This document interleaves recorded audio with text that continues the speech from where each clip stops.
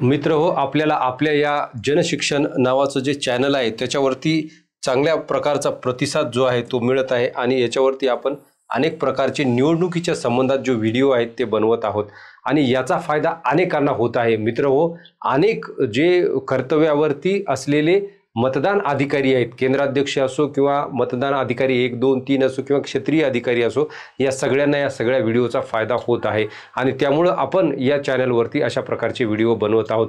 मित्र हो, आज आपण एक नवीन व्हिडिओ घेऊन आलोत आणि या व्हिडिओमध्ये आपण पाहणार आहोत की कर्तव्यावर असणारे जे मतदान अधिकारी आहेत त्यांना मतदान कसं करता येतं. अर्थातच आपण या ठिकाणी पाहणार आहोत की जे EDC द्वारे मतदान आहे ते कशा प्रकारचं असतं आणि EDC जे मतदान आहे ते त्यासाठी आपण त्या ठिकाणी कुठला फॉर्म भरावा लागतो याची माहिती आपण पाहणार आहोत. त्याच पद्धतीनं याच्यामध्ये आपण बॅलेट जे आहे पोस्टल बॅलेट किंवा टपाली मतदान हे सुद्धा पाहणार आहोत. EDC म्हणजे काय तर इलेक्शन ड्युटी सर्टिफिकेट. तर याच्यामध्ये आपल्याला EDC मध्ये एक फॉर्म भरून द्यावा लागतो आणि त्यानंतर आपल्याला जे आहे हे मतदान करता येतं. मित्रो, याच्यामध्ये आपण या ठिकाणी पाहू शकता की फॉर्म 12A हा जो फॉर्म आहे तो आपल्याला भरावा लागतो आणि हा फॉर्म भरल्यानंतर आपल्याला इलेक्शन ड्युटी सर्टिफिकेट हे मिळत असतं आणि त्या आधारे आपल्याला मतदान करता येतं. आता हा जो फॉर्म आहे या ठिकाणी बघा, application for election duty certificate म्हणजे हा एक अर्ज आहे आणि तो अर्ज आपण कोणाला लिहित असतो तर निवडणूक निर्णय अधिकाऱ्याला त्या ठिकाणी लिहित असतो.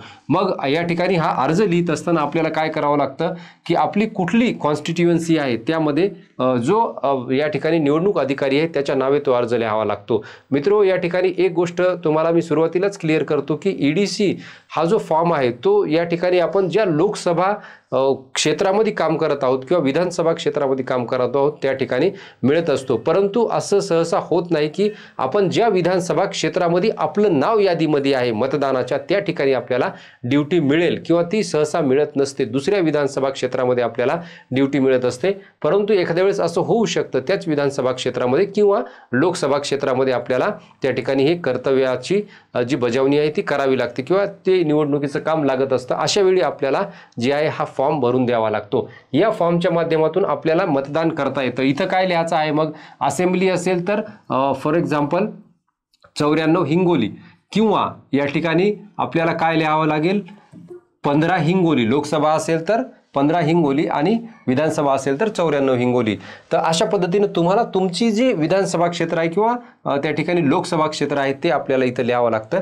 आता लोकसभेची निवडणूक आहे म्हणून लोकसभा क्षेत्र आपल्याला लिहावं लागेल आणि रिटर्निंग ऑफिसर जो आहे त्याला आपल्याला तो अर्ज करावा लागेल. मग याच्यामध्ये आपण काय लिहित असतो की आपल्याला जे आहे कुठली कॉन्स्टिट्युएन्सी आहे तर इथं दिलेलं आहे बघा, हाऊस ऑफ द पीपल म्हणजे या ठिकाणी लोकसभा. तर लोकसभा असेल तर आपल्याला लोकसभेची या ठिकाणी नंबर टाकून त्या लोकसभेचं नाव या ठिकाणी लिहायचं आहे. त्यानंतर आपल्याला काय लिहायचं आहे की याच्यामध्ये आपलं जे पोलिंग स्टेशन आहे किंवा आपलं मतदार यादीमध्ये जिथं नाव आहे ते त्या ठिकाणी विधानसभा लिहायची आहे. इथं 94 किंवा या ठिकाणी काय येईल, जी विधानसभा तुमची आहे ती विधानसभा त्या ठिकाणी येईल 94 हिंगोली किंवा 92 वसमत अशा पद्धतीनं. तर ते आपल्याला लिहायचं आहे.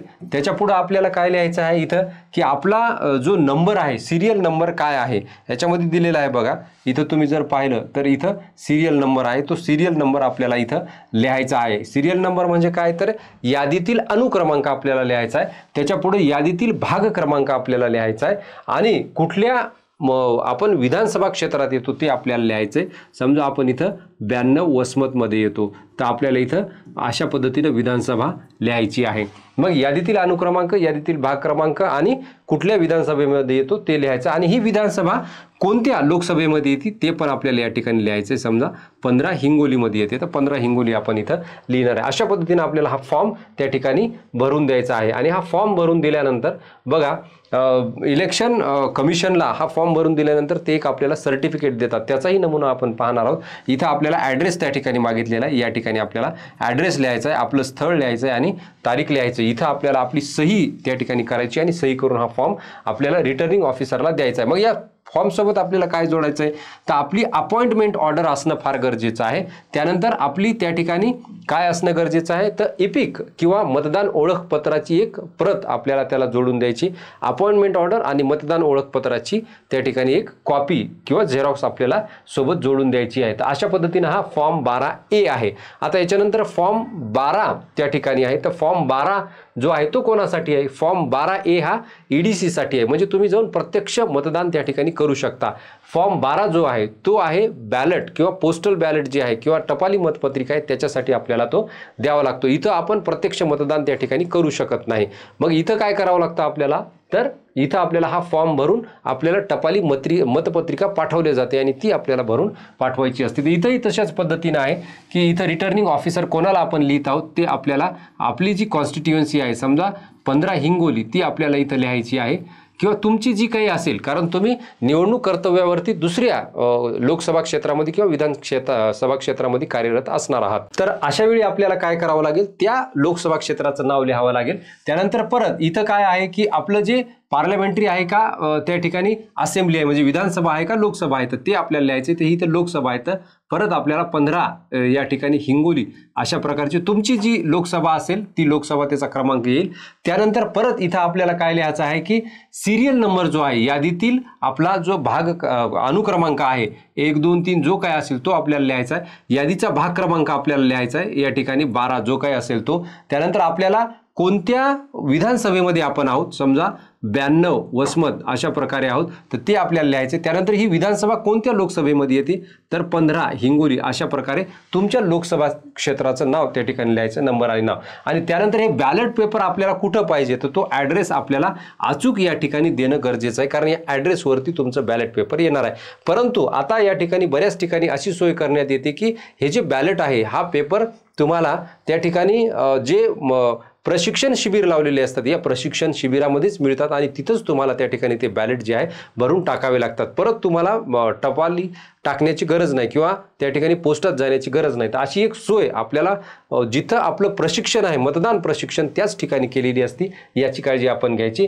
इथं आपल्याला स्थळ लिहायचं, इथं तारीख लिहायची, इथं आपली सही करायची आणि याच्याबरोबर देखील आपल्याला काय करायचं आहे की आपलं जे अपॉइंटमेंटचं पत्र आहे निवडणुकीचं ते आपल्याला जोडायचं आहे आणि त्याच्याबरोबर आपल्याला आपलं जे इपिक कार्ड आहे किंवा मतदानाचं ओळखपत्र आहे ते आपल्याला जोडायचं आहे आणि हा फॉर्म आपल्याला भरून द्यायचा आहे. हा फॉर्म भरून दिला की आपल्याला पोस्टल बॅलेट हे मिळतं आणि त्याच्याद्वारे आपल्याला मतदान करता येतं. हा फक्त फॉर्म 12 आहे आणि आपण जो याच्या अगोदर पाहिला 12A ज्याच्यामध्ये आपण प्रत्यक्ष जाऊन त्या केंद्रावरती मतदान करू शकतो. फक्त आपल्याकडे एक सर्टिफिकेट असणं गरजेचं आहे आणि त्यावेळेस आपल्याकडे कुठलं सर्टिफिकेट असतं तर फॉर्म 12B म्हणजेच आपल्याला कर्तव्य प्रमाणपत्र त्या ठिकाणी मिळत असतं आणि याच्यावरती सुद्धा येतं की सर्टिफाईड केलेलं आहे आपलं या ठिकाणी नाव येतं. त्यानंतर आपल्या विधानसभेचा क्रमांक येतो. त्यानंतर याच्यामध्ये आपलं जे आपण त्या याच्यावरती फॉर्मवरती भरून दिलेला आपला अनुक्रमांक आहे आणि भाग क्रमांक त्या दोन्ही गोष्टी त्या ठिकाणी येतात. त्यानंतर इथं या ठिकाणी जे रिटर्निंग ऑफिसर आहे त्यांची सही येते आणि इथं एक शिक्का देखील असा गोल प्रकारचा येतो, इथं स्थळ येतं. मग हे जे प्रमाणपत्र आहे हे प्रमाणपत्र सादर करून आपल्याला प्रत्यक्ष मतदान केंद्रावरती काय करावं लागतं मतदान करावं लागतं आणि आपल्याला ते मतदान करता येतं. मग अशा मतदानाची नोंद कशा पद्धतीने करता येते तर हे मतदान नोंदवत असताना आपल्याला जे चिन्हांकित यादी आहे त्या चिन्हांकित यादीतील सगळ्यात शेवटी या मतदाराची नोंद घ्यायची असते. ही नोंद घेतल्यानंतर आपल्याला नोंद कशा पद्धतीने घ्यायची आहे की EDC म्हणून त्या ठिकाणी ही नोंद घ्यायची आहे ज्याच्यामध्ये आपल्या यादीचा अनुक्रमांक आणि भाग क्रमांक असला पाहिजे आणि चिन्हांकित यादीच्या शेवटी घ्यायची. आणि आपलं जे 17A आहे वोटर ऑफ रजिस्टर त्याच्यामध्ये काय करायचे जो काही अनुक्रमांक असेल त्याच्यावरती आपल्याला ही नोंद घ्यायची आणि बाकी मतदाराप्रमाणेच मतदान करण्यासाठी त्या ठिकाणी जो काही अधिकारी असेल त्याला आपल्याला सांगायचं आहे. तर ही एक सोपी अशा प्रकारची प्रक्रिया आहे. मतदानापासून कोणीही वंचित राहू नये यासाठी त्या ठिकाणी हे महत्त्वाचं आहे. तर मला वाटतं हा जो EDCचा फॉर्म आहे तुमच्या लक्षात आला असावा. तुम्हाला काही अडचण असेल काही समस्या असेल तर कृपया या ठिकाणी कॉमेंट करून विचारा, त्याच्यावरती आपण उत्तर पाहूया. भेटूया पुढच्या व्हिडिओमध्ये. धन्यवाद.